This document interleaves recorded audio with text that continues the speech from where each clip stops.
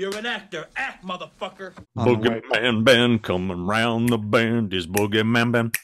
Is Boogeyman band. Greetings, my fellow fiends, and thanks so much for dropping by the Horror Zone channel. I hope everyone's doing well.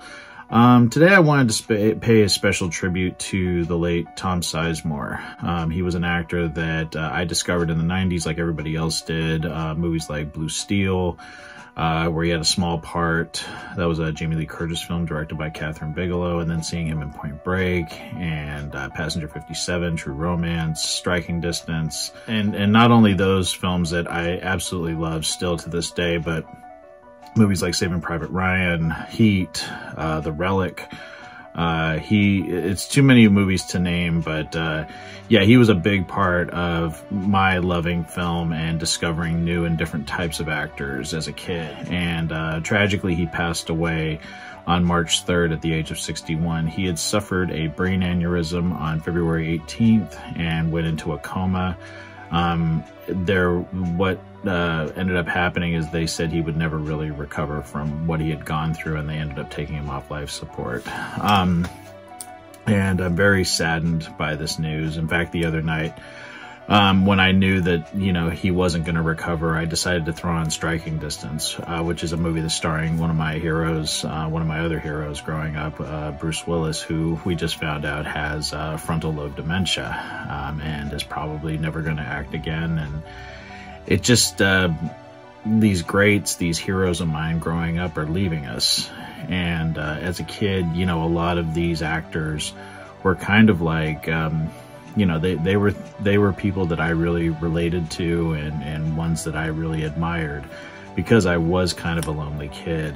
And the movies and, you know, books and entertainment really was something that I gravitated more towards, because I felt so kind of isolated from my peers. And this year alone, just, I mean, we lost Tom Sizemore, we lost George P. Wilbur, we lost Lance Kerwin. It's really just hitting me that as I get older, these people that I loved and admired are going to leave us. And it's kind of a sobering reality, and just really brings me back to appreciating these actors for their talent. Of course, they always have to dredge up anybody's, you know, indiscretions or, you know, issues that they had, be it with drugs or alcohol. And of course, as soon as, you know, Tom Sizemore, you know, passed, that's all you saw was, you know, bringing up what he had done in his life, you know, hurting himself more than anything. But like I said, that shouldn't be what people focus on. What you should focus on is his craft, and he was a great actor. And I still remember the first part that really stuck out to me, even though I had seen him in Point Break and Blue Steel at this point, Passenger 57, where he played Sly Del Vecchio. I still remember his name. That was the first thing I really just took notice of him in, and everything I saw him in after that, I was just always so excited that he was in a new film. And yeah, I idolized the guy. I thought he was a terrific actor. I'm very saddened that he's gone, and I just wanted to make sure I said something about him and you know, paid respects to his work, because it really it reached me, it touched me, it made an impact in my life. I just remember it's something really silly, and people might laugh, but when I saw Striking Distance for the first time, I actually took it to show my grandmother. My grandmother and I watched it for the first time. I rented it from the warehouse, and this was in '94. I didn't see it when it was in the movie theaters, but I remember my grandfather got really mad at me for showing it to my grandmother, because they swear a lot in that film. But there's some terrific actors. If you haven't seen the movie, not only does it have Bruce Willis and Tom Sizemore, it also has the late, great Dennis Farina. It also has the amazing, the legend Tom Atkins in it in a small role. Fantastic film. Sarah Jessica Parker's in it as well, Timothy Busfield. I love that film. I have so much fun watching it and going back and revisiting it the other night.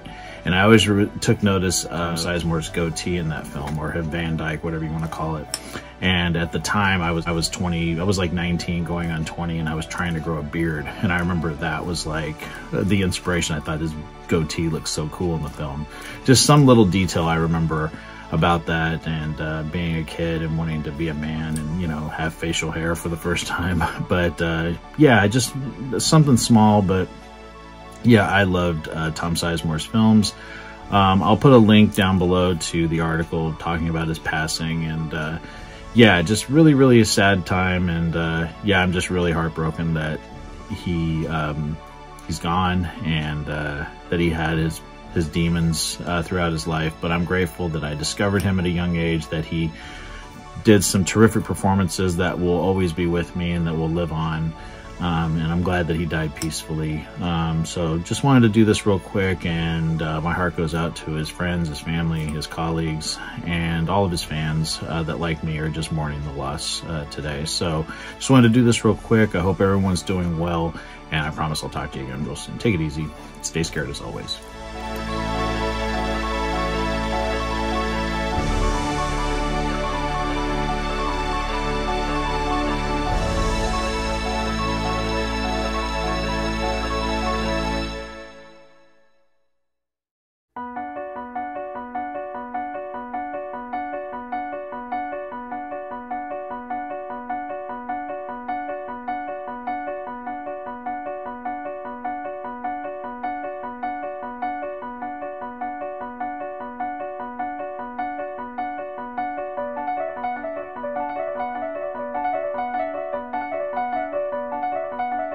Hey fellow Fright Fiends, just want to say thank you again for supporting Boogeyman Ben's Horror Zone. If you're brand new to the channel and you haven't yet subscribed, please hit the subscribe button down below, hit the bell notification so you're updated every time I drop a new video. I typically do this once or twice a week with new content. I've been doing this for over 11 years, and the horror genre is a passion of mine, and it really means a lot to me that I can share that passion with all of you guys. Thanks so much again for the support, and I'll talk to you again later. Take it easy, stay scared as always.